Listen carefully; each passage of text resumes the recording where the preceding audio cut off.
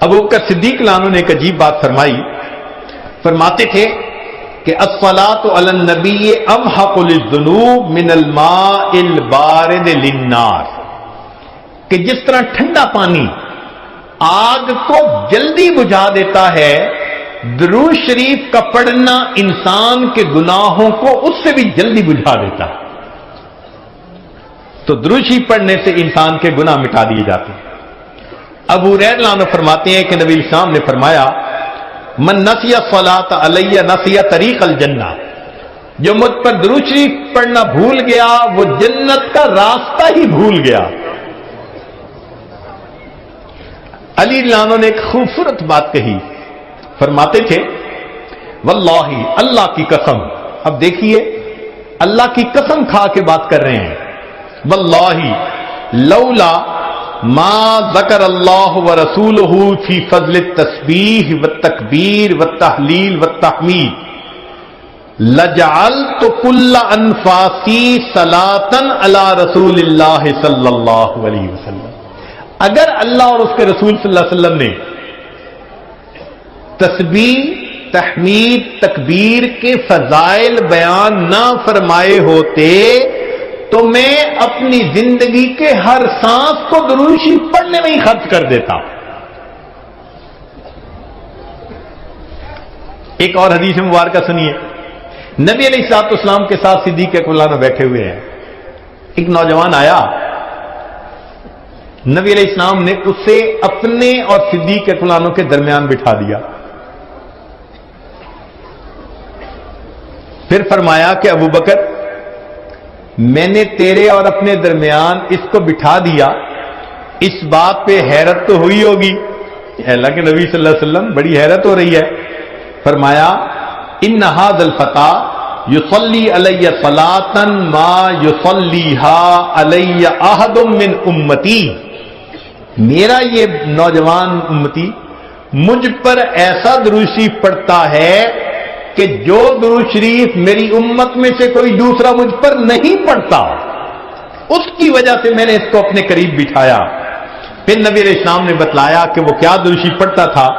اللہم صلی علی محمد عدد من صلی علیہ وصلی علی محمد عدد من لم یصلی علیہ وصلی علی محمد کما امرت بالصلاۃ علیہ وصلی علی محمد کما تحب ان یصلی علیہ وصلی علی محمد کما ینبغی ان یصلی علیہ.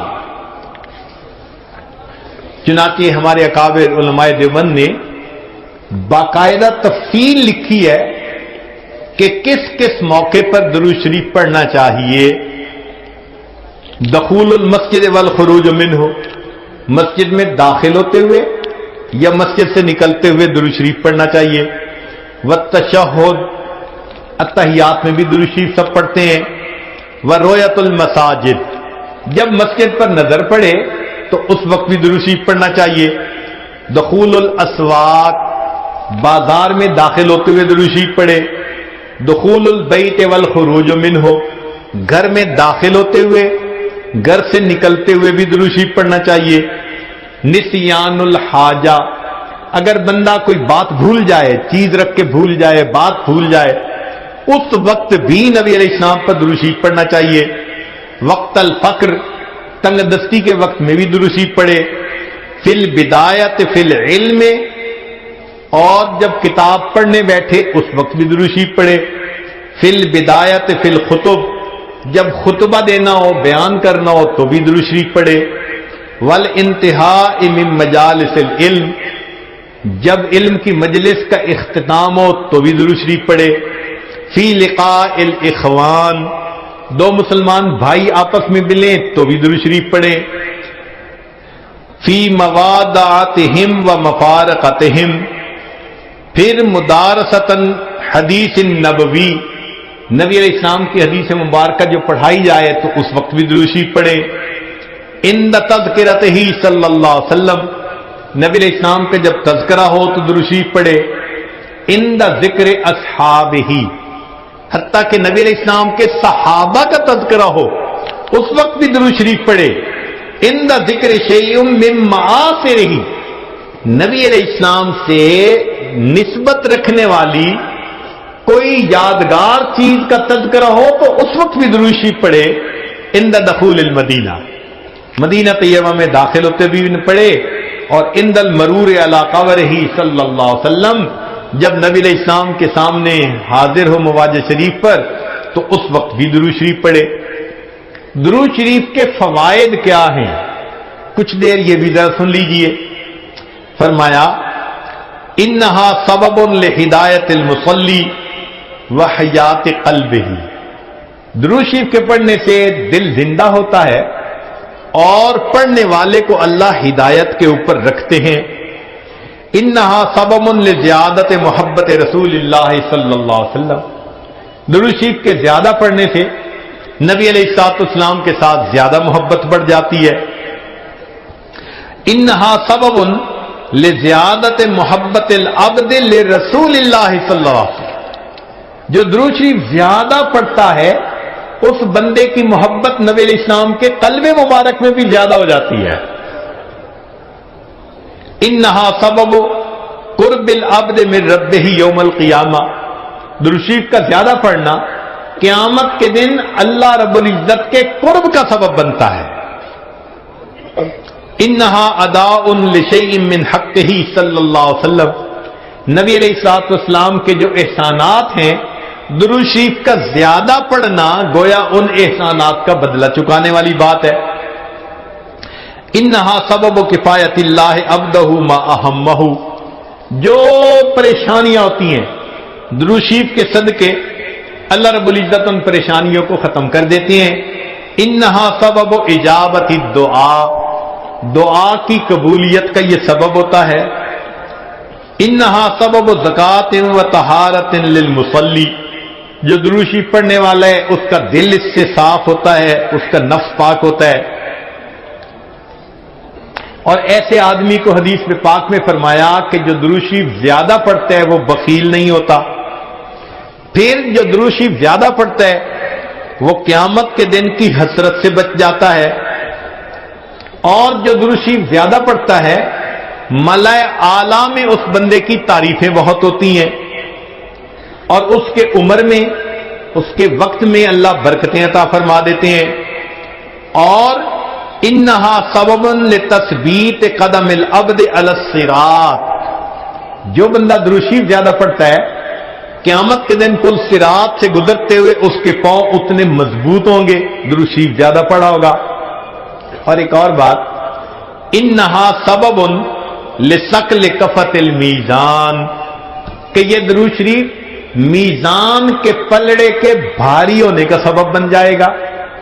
اب اس بارے میں ایک حدیث مبارکہ ہے، وہ ذرا سن لیجئے کہ درود شریف کا قیامت کے دن کیا سبحان اللہ کیا شان ہوگی۔ ایک حدیث مبارکہ علامہ جلال الدین سیوطی رحمۃ اللہ علیہ نے التذکرہ میں اس کو ذکر کیا ہے، اور ابن ابی دنیا اور نمیری نے اس کو الاعلام کتاب میں ذکر کیا ہے۔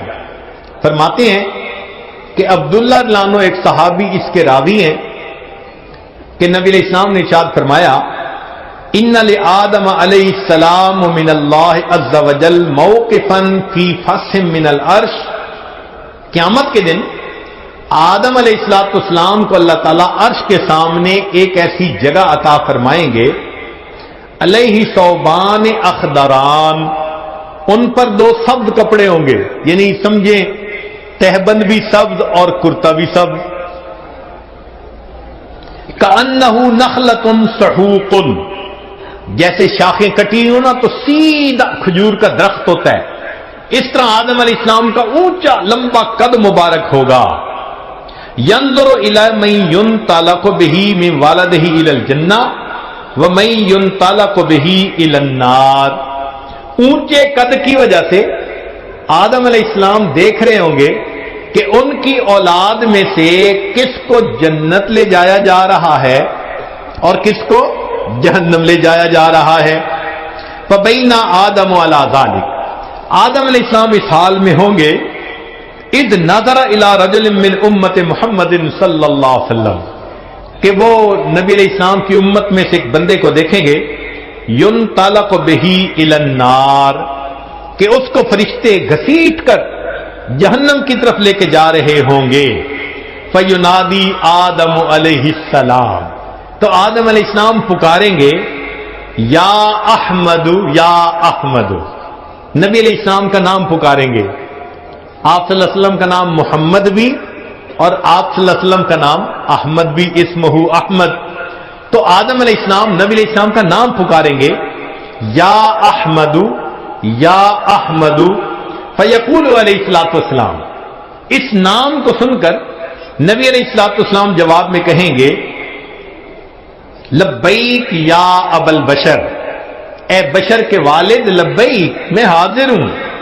فیقول، وہ بتلائیں گے ھذا رجل من امتی کا، یہ آپ کی امت کا ایک بندہ ہے. ينطلق به الى النار، اس کو جہنم کی طرف لے جایا جا رہا ہے. قال صلی اللہ علیہ وسلم، نبی علیہ السلام نے فرمایا فاشد المئزرہ، میں اپنی چادر کو کس کے باندھ لوں گا. یہ عربوں میں ایک مقولہ تھا، جب انہیں کسی اہم کام کے لیے اٹھنا ہوتا تھا نا تو کہتے تھے جی ذرا چادر کو کس کے باندھو چلو. تو نبی علیہ السلام فرماتے ہیں میں اپنی چادر کو کس کے باندھ لوں گا. وَأَسْرَعُ فِي أَثَرِ الْمَلَائِكَةِ، اور میں تیزی سے چلوں گا ان فرشتوں کے پیچھے جو میرے امتی کو جہنم لے کے جا رہے ہوں گے. فَأَقُولُ، اور میں یہ کہوں گا یا رسول ربی، اے میرے رب کے نمائندو، کفو، رک جاؤ. فَيَقُولُونَ، وہ آگے سے جواب دیں گے نحن الغضال غلاظ الشداد، ہم بڑے قوی اور سخت گیر ہیں. لا نعصی اللہ تعالی ما امرنا، جو اللہ حکم دیتا ہے ہم اس کی نافرمانی نہیں کرتے. ونفعل ما نؤمر، اور ہم وہ کرتے ہیں جس کا ہمیں حکم ملتا ہے. فاذا آیس النبی صلی اللہ علیہ وسلم، جب اللہ کے نبی صلی اللہ علیہ وسلم ان سے مایوس ہو جائیں گے کہ میرے کہنے کے باوجود یہ فرشتے جا رہے ہیں لے کے جہنم کی طرف، رک نہیں رہے، تو نبی علیہ السلام فرماتے ہیں قبض علی لحیتہ بیدہ الیسری واستقبل العرش بوجہہ. نبی علیہ السلام اپنے بائیں ہاتھ سے اپنی ریش مبارک کو پکڑیں گے اور اپنے چہرے انور کو آسمان کی طرف کر کے دیکھیں گے، عرش کی طرف کر کے دیکھیں گے. عربوں میں یہ ایک طریقہ تھا کہ جب کسی سے معافی مانگنی ہوتی، منانا ہوتا، تو آج جی کا طریقہ تھا کہ داڑھی پہ ہاتھ رکھ کے بڑی لجاجت کے ساتھ اس کی طرف محبت سے دیکھتے تھے، فریاد کرتے تھے بھئی ہم پہ رحم کھا لو. نبی علیہ السلام جب فرشتوں کو دیکھیں گے کہ وہ رک نہیں رہے، میری امتی کو لے کے جہنم میں جا رہے ہیں، آقا صلی اللہ علیہ وسلم فرماتے ہیں میں اپنی جو ہے بایاں ہاتھ اپنی ریش کے اوپر رکھوں گا اور میں آسمان عرش کی طرف اپنے چہرے انور کے ساتھ دیکھوں گا. پھر نبی علیہ السلام فیقول فرمائیں گے یا ربی قد وعدتنی اللہ تخزینی فی امتی، اے اللہ آپ نے وعدہ نہیں فرمایا تھا میری امت کے معاملے میں آپ مجھے رسوا نہیں فرمائیں گے. فیاتی النداء من قبل العرش، عرش کے اوپر سے ایک آواز آئے گی اطیعوا محمدا، او میرے فرشتوں محمد صلی اللہ علیہ وسلم کی اطاعت کرو. وردوا ھذا العبد الی المقام، اور اس بندے کو واپس جہاں سے لائے تھے میدان کے قریب وہیں جا کر چھوڑ کر آؤ.